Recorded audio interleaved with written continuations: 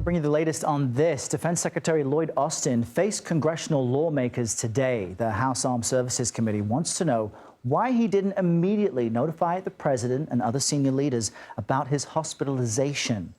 Austin suffered complications, you may remember, from prostate cancer surgery, and some Republicans question whether there were command gaps at the Pentagon in the meantime. Now, Austin insists there weren't, but he does admit his communications to the president should have been more clear. Let me be clear. I never intended to keep my hospitalization from the White House or from anybody else. That's why we immediately instituted changes to the way that the authorities can be temporarily transferred to my deputy and to the way that notifications get made. CBS News national security correspondent David Martin is following this story and joins us from the Pentagon, which is always a treat. David, we know that during hearings like this, Republicans, if they've called a Democratic member of the administration, will be critical. Democrats will say supportive things, but this was an unusual incident that led the defense secretary to admit personally his health condition and his diagnosis from the Pentagon. What was your take on today's hearing beyond some of the political spin that we might hear? Well, my first take was that it was a full House. Almost all the members of the House Armed Services Committee were there to get in their licks, but not all the licks were directed at Austin.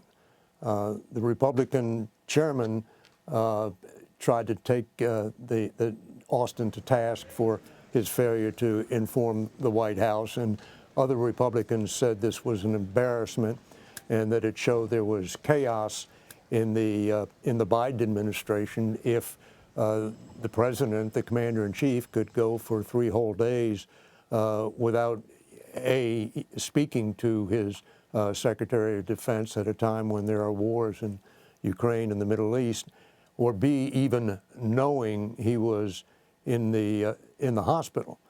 The Democrats shot back with the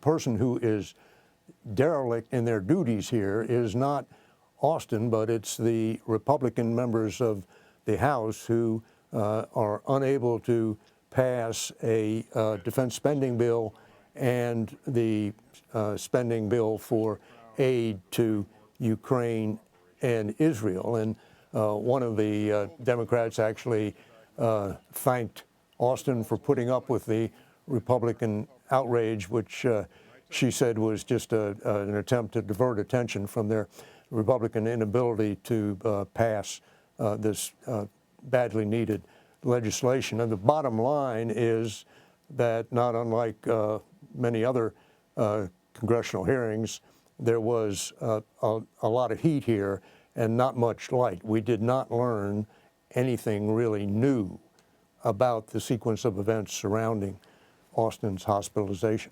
Well, that's what I want to follow up with you on, that bottom line. You know, based on what we witnessed today, does it change at all what's next for the secretary? And is there anything specific lawmakers do plan to do with today's testimony? Well, the unresolved issue here is whether anybody should be held accountable for what Austin himself acknowledges as a poorly handled procedure. He admits somebody should have told the president, but at the same time, he is protecting his staff. He wasn't making this decision. He was in the ICU. His staff was making the decision about turning over authority to his deputy, and his staff should have told the White House. No one thought to do that, and that is now the subject of an investigation by the Pentagon Inspector General. All right, David Martin at the Pentagon. Thank you very much.